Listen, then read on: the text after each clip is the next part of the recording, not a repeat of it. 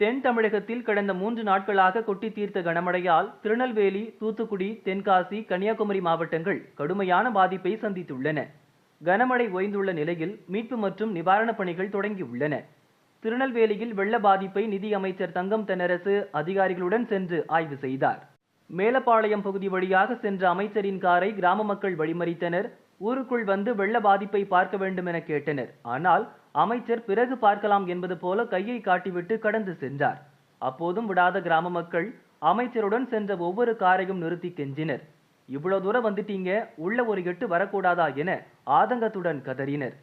ஒரு வண்டியும் நிற்காததால் ஆத்திரமடைந்த மக்கள் ஊருக்குள்ள